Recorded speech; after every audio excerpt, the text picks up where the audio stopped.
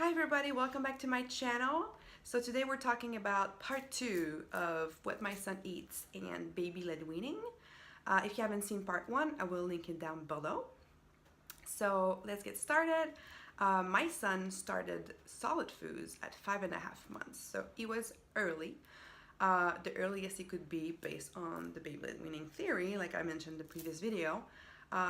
So what he did is that he reached for a strawberry that I was bringing to my mouth. It was sitting on my lap, and that was the first time he showed interest for food. And so I gave him the strawberry, and he brought it to his mouth instantaneously. So I was like, okay, there we go. We're starting solid foods apparently. And so we were really excited. We started to give him fruits. I had planned to give him vegetable first, but since he grabbed the strawberry and that was just handy because we had some cut fruits in the house, we started with that. And so that's what we did. At first, I also wanted to follow more the strictest way of baby-led weaning, meaning that I wanted to give you only what we eat. But I didn't have much success because I was giving him like exactly what we eat: millet, lentil soup, and I look back at those pictures and I'm like, what was I doing? Like, there was no way that he could have been able to eat that. First of all, he didn't have the right reflex with the hands to being able to even grab it and bring it to his mouth. At that point, he was not even able to like open his mouth really.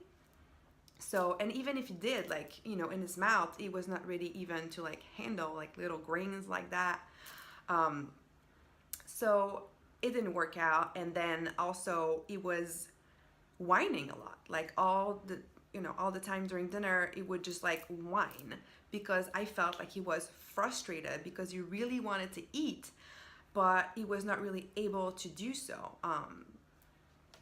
Based on the book, technically that happens, and you just have to be patient and they will learn and it will just resolve. But two things. First of all, I had bought pouches because we were going to travel and I just thought that would be probably easier. So I just wanted to have some on hand just in case. And second of all, we were only feeding him food once a day at dinner, but it wouldn't be long before he would want to eat food during the day at daycare. And because he was such a young infant, there was no way that it would allow him having finger foods. Plus, he was still gagging, and he hadn't had that eating part figured out. So I didn't feel comfortable even to not be there to supervise him. And so it was just easy to go with the pouches, and I just decided to give it to him and give it a try, and he loved it. Like, literally loved it. It really felt like he was like, thank you. I was waiting for real food that I can swallow. Maybe I should have waited, but it just happened that way, and he was really good. He actually grabbed the spoon right away and brought it to his mouth. We were so impressed with him. It really felt like he knew what it was for, and I think the fact that we started with just food like the baby-led weaning only, it was used to feeding himself, so I think that really helped in like him grabbing the spoon and understanding what it was for. And so that's what we did. We still always introduced solid foods at dinner because we wanted to still keep going with the baby-led weaning.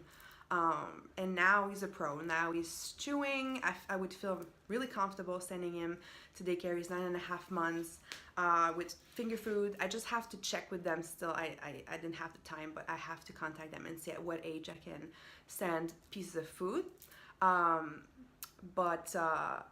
Yeah, for now he likes it. Sometimes he wants the puree, sometimes he's not interested in the puree, and he really wants some food. He really wants food from my plate. He just like put his hand like that and he's like, and he really wants something from my plate, so I give it to him. Sometimes he's really into eating, sometimes he's not. And but until he's 1 year old, I don't really have to worry as much because they say that breast milk is still what's supposed to be the bulk of his nutrients and calories. But I still want to like work on like a template of meal planning for him so I can be ready once he turns 1. So what does he eat? I haven't said anything about that yet. So in the morning for breakfast, he usually has oatmeal. I make oatmeal for him with usually berries and banana to sweeten, and some water. And I try to also include ground flax seeds or flaxseed oil for omega-3s. So he has that usually at daycare. When he's home, I might give him a folded piece of bread with some peanut butter because he wants to eat like mommy. But I will still offer some oatmeal because it's really healthy. And for lunch and dinner, I try to make something for us, kind of like a lentil soup or chili that has beans or legumes, leafy greens and other veggies, some grains, and I would puree a part of it for him, and the rest would be for us. So that's an easy way to just make something for everybody. Unfortunately, he doesn't really like anything that's not sweet, and that's probably a downside of introducing pouches.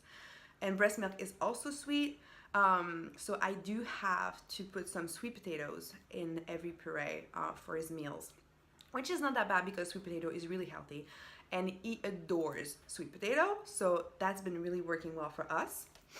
Other than that, I don't put nuts in anything, so I cannot use almond milk or cashew milk, or even yogurts made of these nuts, or even just like nuts in the puree, because the daycare is a nut-free zone. There's some children there that are really allergic to nuts, but I plan on putting some nuts either in his purees at night, or when he has molars, or he just like can't handle chewing on a hard nut. I don't know when that's gonna happen, but at dinner time I will definitely try to introduce that. I could introduce that in a yogurt form or in a milk form as well, so because nuts also have good fat and fiber and they're really healthy.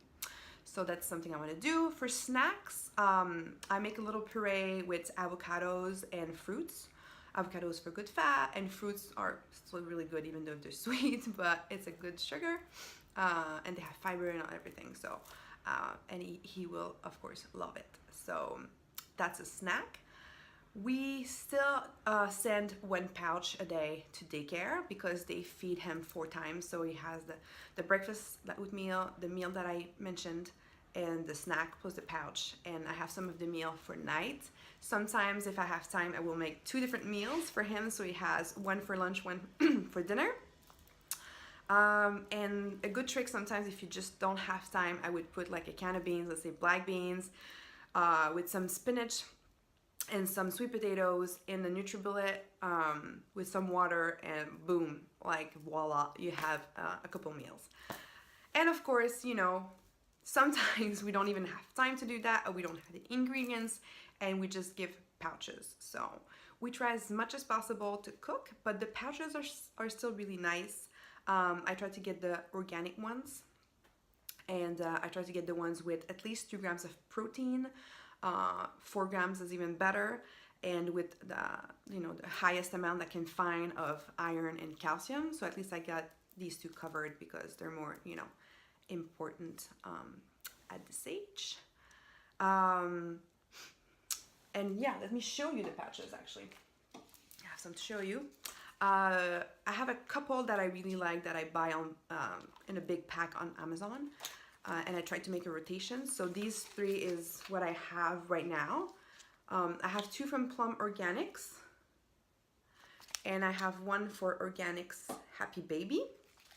So the one for Happy Baby is green beans, spinach, and pears, and it has 2 grams of protein, 10% of iron, and 10% of calcium, which is really good because most pouches have like 1 or 2% of these.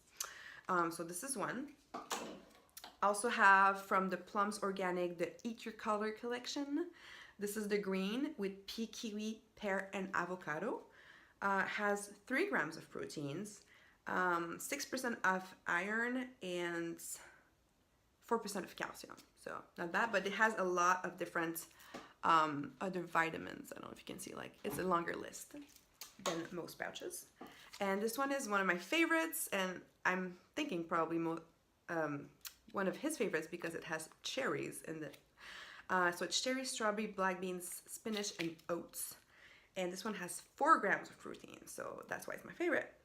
And 10% of iron and 6% of calcium. So this one is a really good one. There's other ones that are really good. Like I said, we make a rotation. There's maybe like 2 or 3 other ones. So it's not that easy to find to have this combination, but that's what we use. And so his favorite foods are tofu, tempeh, and sweet potato. He never says no to these foods. Other foods he really enjoys are some fruits like watermelon, strawberries, banana, peaches, most fruits basically. He really loves, I should forget to mention, corn. Corn, he never says no to corn. And corn on a cob, like literally. He loves it. He likes beans, like soft beans, like black beans or pinto beans that have been cooked slowly for a long time, or just canned. They're usually really soft. Vegetables is a little more picky, like I think most kids, but he really likes asparagus and mushrooms. He really likes mushrooms. Apparently, I like mushroom as a baby, so maybe there's a genetic reason for that. I don't know. He has a lot of trouble with broccoli. I used to have trouble with broccoli, and he doesn't really like any other like leafy lettuce like vegetables, any leafy. It's like he doesn't even try to bring it to his mouth. It's like he doesn't know what to do. Like, it's a leaf, like, what is this? Are you giving me grass? I don't know. When it's cooked, he will sometimes bring it to his mouth, but I don't think he likes the taste that much. And of course, like with these, you kind of have to learn tricks. You can like hide them in sauces or in smoothies and stuff like that. Now he eats purees, but I'm thinking beyond a year. And issues like that with, with your child eating well, a balanced diet, and their veggies is not a problem for vegans. It's a problem for vegans and non-vegans. All parents struggle with that. So that's definitely something we'll have to like find tricks for. And of course, regarding vitamins, we give him vitamin D because, as you might know, vitamin D is not naturally found in foods. It's something we get from the sun, and because you have to protect your baby from the sun with clothing or sunscreen, they might need vitamin D. So this is based on a pediatrician recommendation. Some people will say that vitamin D is in breast milk because vitamin D is a fat-soluble vitamin, meaning it likes to hang out in fat. But I mean, the mother's levels have to be adequate, and again, it's not mainstream. So on this, we just prefer to follow our pediatrician recommendation because we ourselves take vitamin D just because we're in the northern hemisphere. We mostly stay inside and have sun just like a couple months a year. So basically, so that's why we decided to follow our pediatrician's recommendation. And so that's it. I think it covers everything. Again, if you have questions and there's something I didn't answer or didn't cover, please let me know.